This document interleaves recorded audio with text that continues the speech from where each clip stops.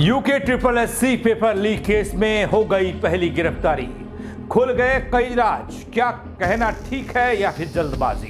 क्योंकि कुछ सवाल हैं जिनके जवाब मिलने बेहद जरूरी हैं। उन सवालों के साथ पहली गिरफ्तारी और खुलते राज बताने के लिए आया हूं दोस्तों। नमस्कार, पहला मैं पंकज रौतेला, आप देख रहे हैं उत्तराखंड न्यूज। दोस्तों, UK triple SC paper leak कांड में अब चौंकाने वाले मामले सामने आ रहे हैं, खुलासे हो रहे हैं। जो खबर आई उसमें यह कहा गया और यह कहा जा रहा है कि 5 लोगों पर केस दर्ज हो गया, एक की गिरफ्तारी हो गई।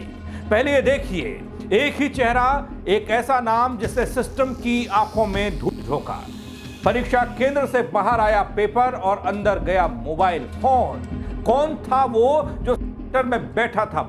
लेकिन वो भी जानना जरूरी है कि उसके इशारे पर यह काम हो रहा था। कौन है खालिद? सिर्फ एक उम्मीदवार है या पूरे गिरोह का मास्टरमाइंड? आज मैं आपको दिखाऊंगा UK triple SC paper leak की वो परतें तो छुपाई जाती रही। इसलिए इस बेहद अहम खबर की ज्यादा जानकारी के लिए अब मेरे साथ अंत तक इस वीडियो में जरूर बने रहें दोस्तों, ताकि कोई भी बात आप तक आने से छूटे नहीं। कैसे सरकारी सिस्टम को बेवकूफ बनाया गया, 5 लोगों पर केस और एक की गिरफ्तारी पर ये खेल यहां खत्म नहीं होता दोस्तों, क्योंकि पुलिस अब उस मिसिंग लिंक की तलाश में है जो इस पूरे घोटाले की सबसे खतरनाक कड़ी है। दोस्तों, खालिद ने भर्ती परीक्षा के लिए 4 अलग अलग पहचान के साथ ऑनलाइन आवेदन किया था। जी हां, ये सच सुन रहे हैं आप। 4 अलग अलग पहचान के साथ ऑनलाइन आवेदन किया। सभी में फोटो, फोन नंबर, जानकारियां अलग थी। दोस्तों, UK triple SC paper leak कांड, सिस्टम की दीवार में घुसा नकल का सुराग, खालिद एंड कंपनी का बड़ा खेल अब बेनकाब होगा क्या? 4 पहचाने, एक मास्टरमाइंड और सिस्टम को चकमा देता एक पूरा गिरोह। क्या मैं सही कह रहा हूं? हो सकता है गलत भी हो, लेकिन यह सच है कि पेपर लीक हुआ दोस्तों, उत्तराखंड अधीनस्थ सेवा चयन आयोग यानी कि यूके ट्रिपल एससी की स्नातक स्तरीय परीक्षा से जुड़ा पेपर लीक कांड अब एक गंभीर आपराधिक साजिश की ओर जा चुका है। सवाल सिर्फ यह नहीं है कि पेपर कैसे लीक हुआ, सवाल यह भी हो रहा है कि कब से यह सब चल रहा था। किसके संरक्षण में यह चल रहा है? हाकम सिंह वाला मामला और पुराने मामले आपके सामने होंगे। और क्या हमारी परीक्षा प्रणाली अब भी सुरक्षित है इतना कुछ होने के बाद? किसी से एक डिबेट में बात हो रही थी दोस्तों, आप देख भी सकते हैं, कल की बात है इस मेरे इस पेज पे, उत्तराखंड पेज पर जाकर, कि बहुत सारे कीटाणु हैं सिस्टम में, बहुत सारे कीटाणु हो गए सिस्टम में हैं पहले से, जो अक्सर परेशानी समय समय पर पैदा कर देते हैं, परेशानी का सबब बन जाते हैं। तो ऐसे में मेरा सवाल यह कि साजिश की जड़ में कौन है? वैसे दोस्तों, इस केस का सबसे बड़ा नाम खालिद बताया गया, एक ऐसा नाम जिसने परीक्षा प्रणाली के साथ खिलवाड़ करने के लिए न सिर्फ सिस्टम की कमजोरी को पहचाना बल्कि उसे बेरहमी से तोड़ा भी।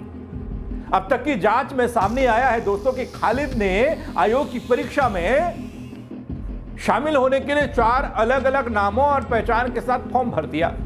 चलिए, फॉर्म तो भर देता है, कोई भी भर देगा। हर आवेदन में अलग मोबाइल नंबर, पिता का नाम और यहां तक की फोटो भी बदल दी गई। जरा सा भी मालूम नहीं था। ये तो खुलासा अब ये जो पेपर लीक हुआ इससे हमें मालूमात हुई, और मालूमात में होने के बाद में हमारी जितनी भी यहाँ प्रशासन टीम आई है, पुलिस आई है, एसडीएम आई है, उनका पूरा सहयोग हमने किया है। सच्चाई सामने आने पर आज खुलासा हो जाएगा जो सच है नहीं। जैसे हमने 1-2 बार संपर्क किया तो मालूम हुआ कि भाई वो इसका मास्टरमाइंड नहीं है, कोई और है। तो हमने ये कहा कि सामने आने के बाद में सच्चाई जो होगी, उसके गिरफ्तार होने के बाद में भाई साहब इसकी जो है सच्चाई सामने आएगी कि कौन दोषी है और कौन दोषी नहीं है। यह सिर्फ एक चालाक उम्मीदवार की चाल नहीं बल्कि एक योजनाबद्ध धोखाधड़ी लगती है। भाई, कोई क्यों 4 तरह के फॉर्म भरेगा? और ताज्जुब की बात देखिए, हमारे आयोग का 4 को भेज दिया, वो क्या बोलते हैं उसको, एंट्री पेपर, कि भैया एग्जाम दे सकते हैं आप। ओके कर दिया सब फॉर्म को। आगे बताऊंगा कितने फॉर्म भरे गए, क्या इतने फॉर्म थे कि आयोग इसमें छांट नहीं पाया, ये नहीं कर पाया। देखिए, ये तो ऑनलाइन तरीके से भरा गया फॉर्म है ना, वहां तो ऑलरेडी रिजेक्ट हो जाएंगे ऐसे फॉर्म। और यही धोखाधड़ी आज पूरे उत्तराखंड के युवाओं के सपनों पर भारी पड़ रही है। दोस्तों, इस हाई प्रोफाइल मामले की जांच की जिम्मेदारी मैंने आपको पहले के वीडियो में भी बताया है कि देहरादून के एसएसपी अजय सिंह ने एसपी देहात को सौंपी है। जया बलूनी नाम है उनका। जया बलूनी अब अपनी टीम के साथ पेपर लीक की हर कड़ी को जोड़ रही हैं और उनकी टीम ने हरिद्वार के आदर्श बाल सदन इंटर कॉलेज और बहादुरपुर जट का निरीक्षण किया है। वही केंद्र जहां से पेपर लीक हुआ, वहीं निरीक्षण किया, वहां जाके देखा, पड़ताल की। दोस्तों, ये टीम ने प्रिंसिपल कक्ष, निरीक्षकों, परीक्षा से जुड़े अन्य गवाहों से घंटों तक पूछताछ की है। कई सबूत जुटाए हैं मोबाइल सर्विलांस और साइबर जांच में कई संदिग्धों को हिरासत में लिया गया। इससे पहले वाले वीडियो में बता चुका हूं और इसमें भी बताऊंगा। कुछ नाम मांग लिया सामने, जिनसे अब गहन पूछताछ हो रही है। लेकिन इस सब के बीच एक बात सवाल, खालिद की बहनों का शामिल होना। घर से चला नकल का रैकेट, ये कहा जा रहा, क्या ये बात सच है? देखिए कैसे हुआ खुलासा, वो बता रहा हूं आपको आगे। जांच में चौंकाने वाला मोड़ आया तब जब पता चला कि खालिद की 2 बहनें भी इस रैकेट में शामिल हैं।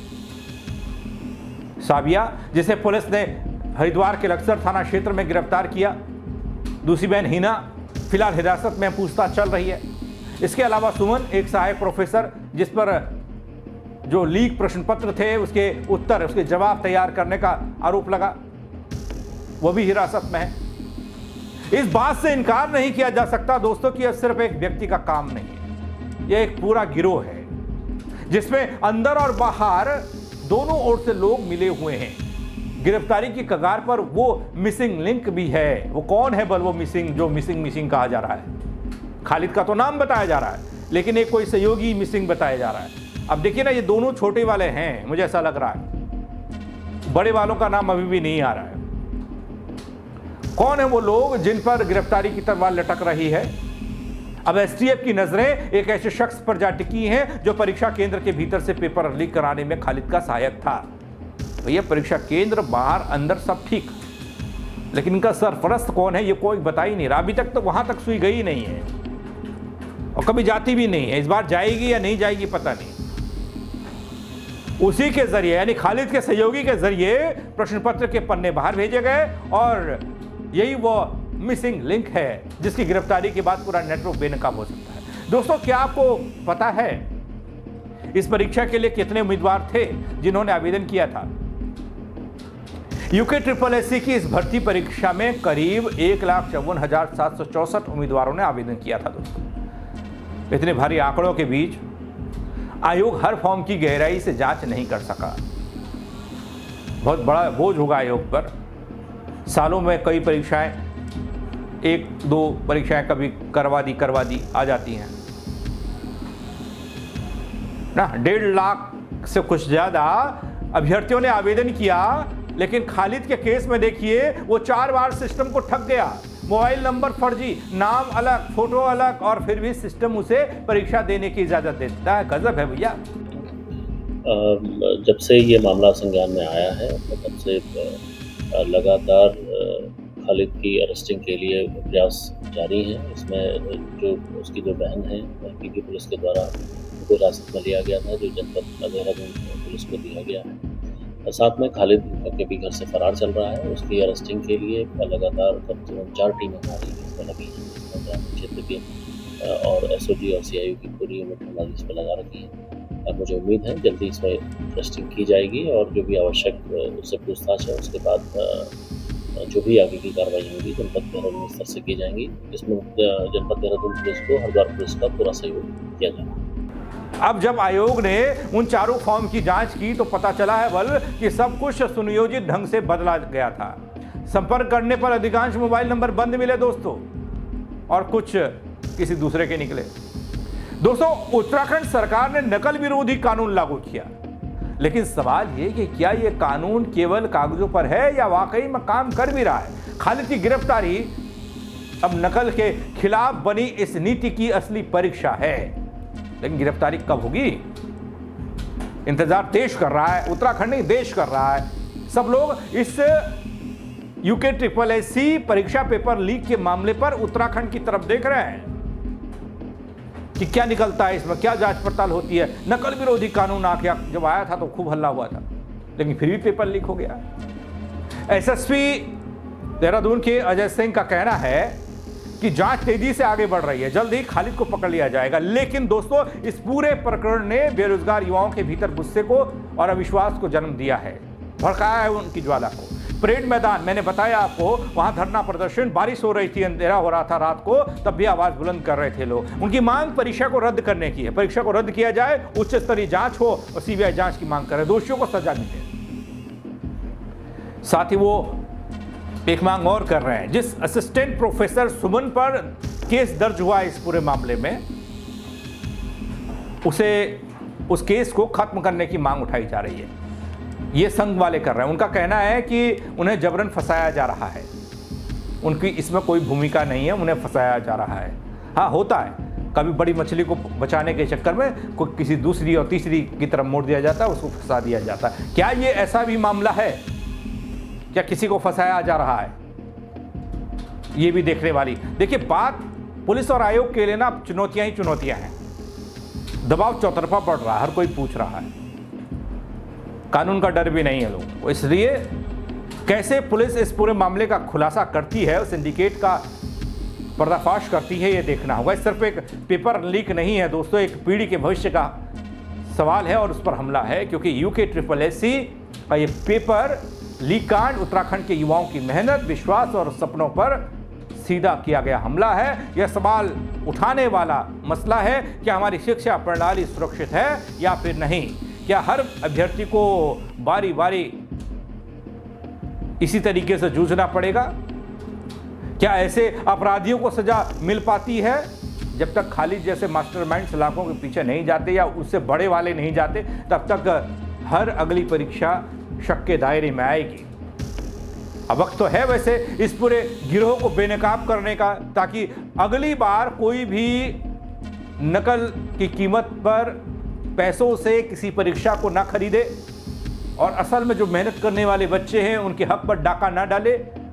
तो एक बड़ा खुलासा इस मामले पर होना चाहिए, एक संदेश प्रदेश की सरकार ने देना चाहिए, पुलिस ने देना चाहिए और आयोग ने देना चाहिए। लेकिन क्या ये हो पाएगा?